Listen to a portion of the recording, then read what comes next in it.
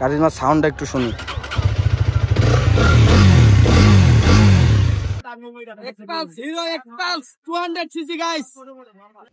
আসসালামু আলাইকুম এভরিওয়ান, কি অবস্থা সবার, কেমন আছেন সবাই? আই হোপ সবাই অনেক ভালো আছেন।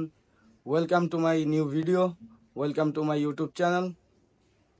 তো গাইস, অনেকেই হয়তো বা জানেন, আমার আগের ভিডিওটা যারা দেখছেন, আমি বলছিলাম যে শুক্রবার 7 তারিখ আমার একটা ইভেন্টে যাওয়ার প্রোগ্রাম আছে। তো এখন বাজে প্রায় 10:30টার মতো, অলরেডি অনেকটাই লেট হয়ে গেছি। এখন ইভেন্টে যাওয়ার জন্য রেডি হয়েছি, এখন বেরোবো একটু পরেই। আর আপনারা যারা আমার আগের ভিডিওগুলো দেখছেন তারা হয়তো বা জানতেন যে আমি বাইকটা গ্যারেজে রাখতাম, বাট এখন আমার বাইকটা থাকে বাসায়। 1 মিনিট দাঁড়ান, দেখাচ্ছি। সো গাইস, এই যে দেখেন আমার বাইকটা, ঠিক আছে, আমার বাসার নিচতলায়। আর এই যে আমি ছোটোখাটো একটা দোকান দিছি, এই যে। তো এখন আর বেশি কথা না বলি, ডিরেক্ট ইভেন্টের দিকে যাই। আমার বন্ধু তন্ময় রাস্তার মাথায় দাঁড়ায় আছে, ওকে নিব, দেন রওনা দিব সোজা। ইভেন্টে ঢোকার কথা ছিল আপনার 10টার দিকে, বাট অলরেডি লেট আমি। এই যে ছাদের থেকে কবুতরগুলো নামাই নিয়ে আসছি, ছাদে আবার কবুতরের জন্য আলাদা ঘর করা হইতাছে, সে কদিন আর কি কবুতরগুলো নিচে থাকবে। এই যে বাইকটা ওয়ার্ম আপে দিয়ে দিছিলাম, এখন শুধু রেডি হব, জুতাটা পরবো, দেন আবার বের হয়ে যাব। তো চলেন একবার মোটো ব্লগিং সেটআপে গিয়ে আপনাদের সাথে কথা হচ্ছে। সো গাইস, ফাইনালি বাসা থেকে বের হয়ে গেলাম। এখন রাস্তার মাথায় গিয়ে তন্ময়কে পিক আপ করি। ইভেন্ট টাইম 10টা থেকে অলরেডি 11টা বাজে গেছে, যাইতে যাইতে আরও 1 ঘন্টা। কয়টা বাজে তার কোনো গ্যারান্টি নাই। ওকে, যাক, চাপ নাই, সারাদিনের ইভেন্ট। যাইয়া দেখি, তন্ময়ের পিক আপটা করি। আর নতুন ক্যামেরায় ভিডিও শ্যুট করতেছি, কেমন হয় জানি না।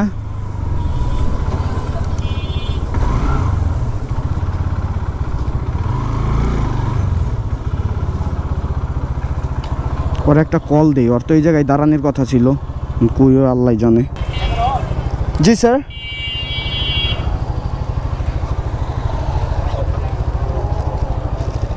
কি আর ওই বড় মুকুরা বলিস না, খেলা বলিস না, তোর পিছে তো লইব অন লাগবে আমার। So guys, finally college gate পার হয়ে ফ্লাইওভারে উঠলাম। মনে করেন ফ্লাইওভার থেকে নামলেই উত্তরা। এই ফ্লাইওভারটা আমার কাছে অনেক পছন্দ, কারণ সবসময় ফাঁকা থাকে। দ্বিতীয়ত হইতাছে অনেক তাড়াতাড়ি যাওয়া যায় উত্তরা পর্যন্ত, নিচ দিয়ে গেলে তো খবর হয়ে যায়। আজকে বাইকের কোনো ব্রেকিং পিরিয়ড নাই, আজকে গাড়ি চলবে, খালি চলবে। কালকে গাড়ির সার্ভিস হবে।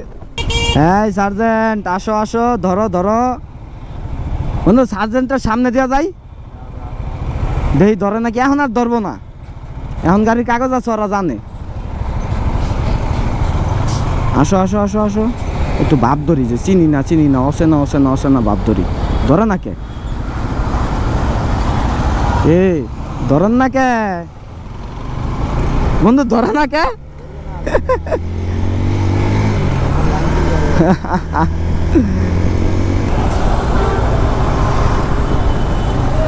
আমরা এই যে নবাব হাবিবুল্লাহ ভর্তি হয়েছিলাম, বাট ক্লাস করি নাই।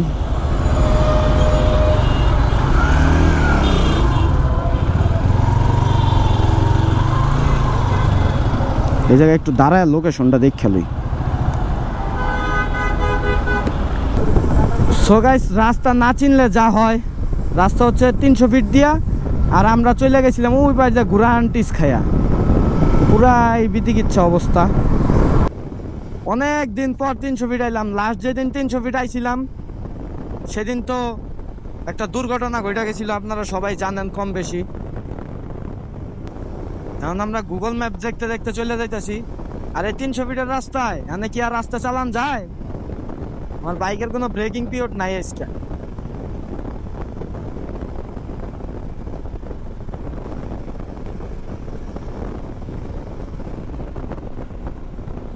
তিনশো ফিট তো ইদানিং স্পিডিং এর লেগে মামলা দেয়, বেশি স্পিডিং করান যাবো না,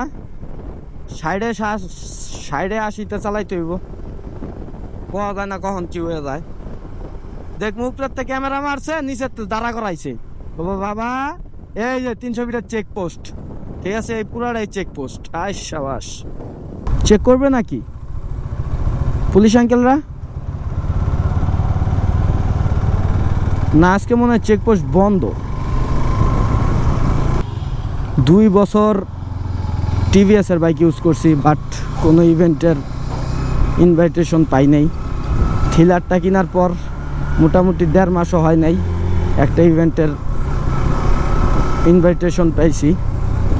আরও আল্লাহ যদি বাঁচায় রাখে আরও 2-4টা ইভেন্টের পাবো আশা করি। আর এই হিরো বাইকটা নিয়ে, মানে থ্রিলার বাইকটা নিয়ে অনেক কিছু বলার আছে আপনাদের সাথে। আর এক্সট্রিমটা তো বাংলাদেশে তুফান ছুটাই দিব যদি দামটা রিজনেবল হয়। আর যদি রিজনেবল না করতে পারে তাহলে ওইটাও ফ্লপ খেয়ে যাব। সবচেয়ে বড় কথা হয়েছে ওই বাইকটা যদি 1,70,000-এর নিচে থাকে বা 1,70,000-এর ভিতরে থাকে তাহলে তো মনে করেন 125-এর মার্কেট ওই অর্ধেক খাইয়ে দিব। আর যদি তার বেশি হয় তাইলে ওর পক্ষে আর সম্ভব না মার্কেট ধরা। যেমন থ্রিলার 2B মার্কেট ধরতে পারে নাই, ও পারবে না, মানে এক্সট্রিম 125। ওয়াও, রাস্তাটা অনেক সুন্দর। এই রাস্তায় আজকে ফার্স্ট আইলাম। অনেকের ভিডিওতে এই রাস্তাটা দেখছি বাট চিনতাম না, আজকে চিনে ফেললাম। ও রে রে, এই জায়গায় একটা ভিড় ছিল, খেয়াল করি নেই। যাক, বাই মিস্টেক। আমার ক্যামেরাটা অন নাকি অফ আমি এটাই বুঝতেছি না এখনো। আশা করি অন আছে। ও ভালো কথা, কালকে যখন ক্যামেরাটা কিনতে যাই আমারে দোকানের লোক জিজ্ঞেস করতেছে, ভাই আপনারা গোপ্রো সাজেস্ট করলো কে? আমি বললাম ভাই আমি নিজেই নেওয়ার জন্য প্ল্যান করছি। তো বলতেছে গোপ্রো থেকে DJI সিরিজ ভালো। হ্যাঁ ভাই মানি আমি, DJI ভয়েস কোয়ালিটি ভালো, ইনবিল ভয়েসটা ভালো হয়, কিন্তু ভাই গোপ্রোর উপরে কোনো অ্যাকশন ক্যামেরা নাই। এটা 100-এ 100। যতই ইনস্টা হোক, যতই DJI হোক, গোপ্রো তো গোপ্রোই। অ্যাকশন ক্যামেরার জগতে গোপ্রোই। তবে DJI যে খারাপ তাও না, ইনস্টা যে খারাপ তাও না। গাইস, আমরা ফাইনালি চলে আসছি একেবারে। এখন একটু পার্কিং করতে হবে বাইকটা। কিরে ভাই, এমটিও দিয়ে আছে। এই যে কারিজমা, সব কারিজমা, একটা থ্রিলার, ওই যে থ্রিলার, এই যে থ্রিলার। পার্কিং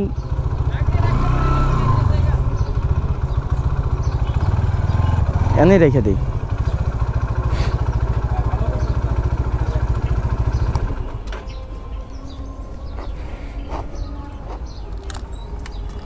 তো গাইস, বাইকটা এই জায়গায় পার্কিং করলাম।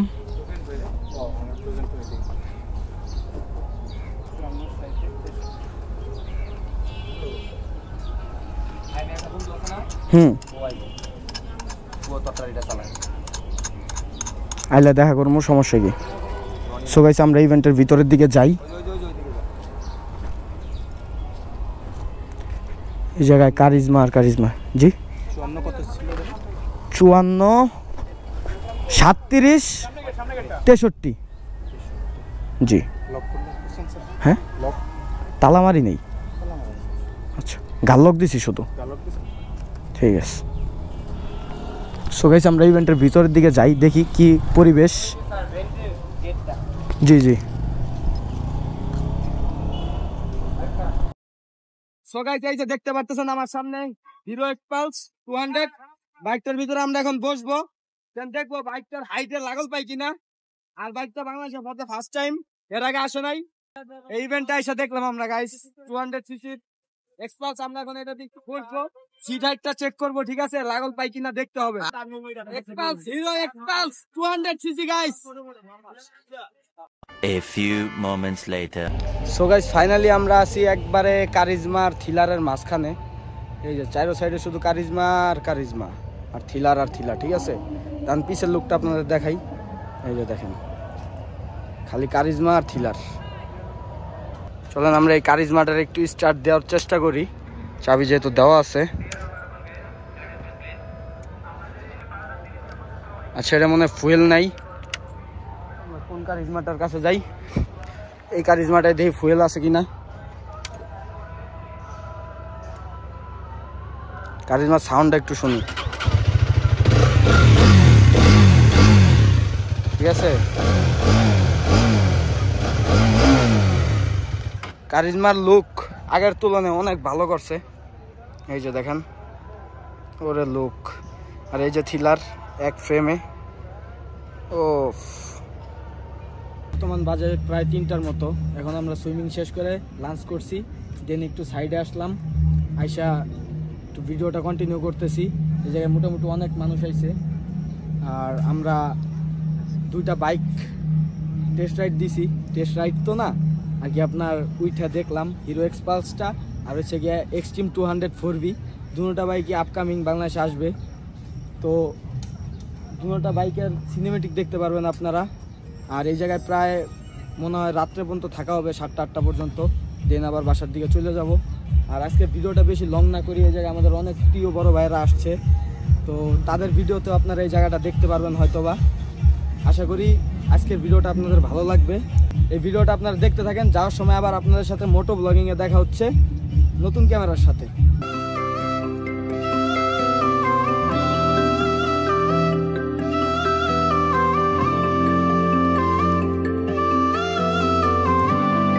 কারিজমার ইভেন্টে আইসা বৃষ্টিতে আটকা যাওয়া আমি, প্রচন্ড বৃষ্টিতে আটকা যাওয়া আমি। আরে আফসোস, কারিজমার ইভেন্টে আইসা তোমার কি ফিল ব্রো? এদিকে আসো।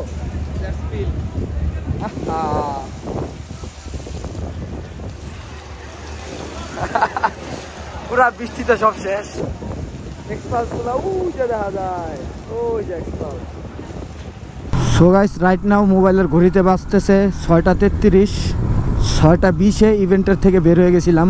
আজকে যে ইভেন্টে গেছিলাম, ইভেন্টের নাম ছিল কারিজমা কার্নিভাল, এরকম কিছু একটা, হিরো কারিজমা কার্নিভাল। যদি এটা না হয় তো সরি, আমার খেয়াল নাই। আজকের ইভেন্টটা অনেক ভালো গেছে, অনেক ভালো সময় গেছে আজকে। আমাদের অনেক পরিচিত ভাই ব্রাদারের সাথেও দেখা হয়েছে, তাদের সাথে কথাবার্তা বললাম, একটু সাজেশন নিলাম নতুন হিসাবে। তারা সবাই আমাকে সাজেশন দেওয়ার চেষ্টা করছে যাদের সাথে কথা বলছি। আর আমাদের RRZ-এর এক বড় ভাইয়ের সাথে কথা হয়েছে, ভাইয়ের সাথে একটু বাইকটা স্ট্যান্ড মোড দেওয়ার জন্য কথাবার্তা বললাম। যদি টাকা পয়সায় মিলে আর সময় সুযোগে মিলে তাহলে ইনশাল্লাহ এই বাইকটাকে একটা স্ট্যান্ড মোড দেওয়ার চেষ্টা করব। 4V-তে অনেক ইচ্ছা ছিল দেওয়ার, বাট 4V-তে দেওয়া হয় নাই। ইনশাল্লাহ দোয়া করেন যাতে এই বাইকটাতে দিতে পারি স্ট্যান্ড মোড। আর আজকের ইভেন্টটা মোটামুটি অনেক ভালো গেছে, কিন্তু একটু বৃষ্টিতে একটু সমস্যা করে দিছিল। এখন মোটামুটি বাসার দিকে যাইতে হইব যত তাড়াতাড়ি সম্ভব। বাসায় গিয়ে দোকানে বসতে হবে, না হলে হবে না। তো দোকানে সময় দিতে হবে। শুধু ইউটিউবের আশায় বসে থাকলে কাজ হবে না, পাশাপাশি কিছু করতে হবে। ইউটিউবটাকে পার্ট টাইম হিসেবে ইউজ করতে হবে। ফুল টাইম হিসাবে ইউটিউব করলে আসলেই এখন হবে না, ভবিষ্যতে ফুল টাইম হিসাবে করলে করা যাইতে পারে, বাট এখন পসিবল না। ইউটিউবের থেকে যেই টাকা আসে ওই টাকা দিয়ে আপনার তেল খরচও হইব না, সোজা কথা, এর চেয়ে বড় কথা আর কিছু নাই। আর আমার কিছু ছোট ভাই ব্রাদারদের আমি ধন্যবাদ দিয়ে ছোট করতে চাই না, তাদের ভালোবাসার কারণে আজকে আমি এত দূর আসতে পারছি। আশা করি সামনে আরও বেশি ভালোবাসা দিবা ছোট ভাইরা, তোমাদের ভালোবাসার কারণে আজকে আমরা এত দূর। সো গাইস, বাংলাদেশে হয়তো বা খুব রিসেন্ট হিরোর দুইটা বাইক লঞ্চ করতে পারে। একটা হচ্ছে হিরো এক্সপালস 200, আর একটা হচ্ছে হিরো এক্সট্রিম 200 4V, ও আরও একটা আছে লিস্টে হিরো এক্সট্রিম 125R। এই তিনটা বাইক খুব রিসেন্ট লঞ্চ করার কথা। হিরো এবার একটা গেম চেঞ্জিং ভাইবে আইব। যদি এই দুইটা বাইক ফ্লপ খায় তাহলে হিরোর লাইন আপে আর কোনো বাইক নাই, হিরোর লাইন আপে আর তেমন কোনো বাইক নাই বাংলাদেশের মার্কেট ধরার মতো। হ্যাঁ, হিরো যদি চায় এক্সট্রিম 125R দিয়ে বাংলাদেশের মার্কেটটা অনেকটাই ধরতে পারবে, প্রায় 50 to 60% ধরতে পারবে যদি তারা বাজেটটা সীমিত রাখার চেষ্টা করে, মানে সীমিত রাখতে পারে বাজেটটা, তাহলে তারা অবশ্যই বাংলাদেশের মার্কেট ধরতে পারবে, এখানে কোনো সন্দেহ নাই। কারণ বাইকটার যেমন লুক ঠিক তেমন সুন্দর একটা ইঞ্জিন, সেই হিসাব করলে দেখা যায় যে হিরো বর্তমানে একটা ভালো ব্র্যান্ডের দিকে কাছায় যাইতেছে। আর আমি হিরোর প্রত্যেকটা বাইকের ভিতরে হোন্ডা বাইকের একটা সামঞ্জস্যতা পাইছি। হিরোর সাথে হোন্ডার বাইকের একটু একটু মিল পাওয়া যায়, কারণ যেহেতু আগে 2011-12 এরকম সময় হওয়ার কথা হিরো হোন্ডা এক ছিল, তো সেই হিসাবে কিছুটা একরকম হওয়ারই কথা, এটা স্বাভাবিক ব্যাপার, এখানে অস্বাভাবিকের কিচ্ছু নাই। সো গাইস, আজকের ভিডিওটা আর বেশি লং না করি, এখন ডিরেক্ট বাসায় যাব, দেন কালকে আবার বাইকটা নিয়ে সার্ভিসে যাইতে হইব। মোটামুটি 560-70 কিলোর মতো রাইড করা হয়েছে। আর আরও একবার হিরো বাংলাদেশকে অসংখ্য অসংখ্য ধন্যবাদ এত সুন্দর একটা ইভেন্টের আয়োজন করার জন্য। তো দেখা হচ্ছে পরবর্তীতে অন্য কোনো ভিডিওতে, অন্য কোনো টপিক নিয়ে। আর যতক্ষণ পরবর্তী ভিডিও নিয়ে আমি না আসতেছি, ততক্ষণ পর্যন্ত করতে থাকেন chill, always chill bro, GoPro stop video recording.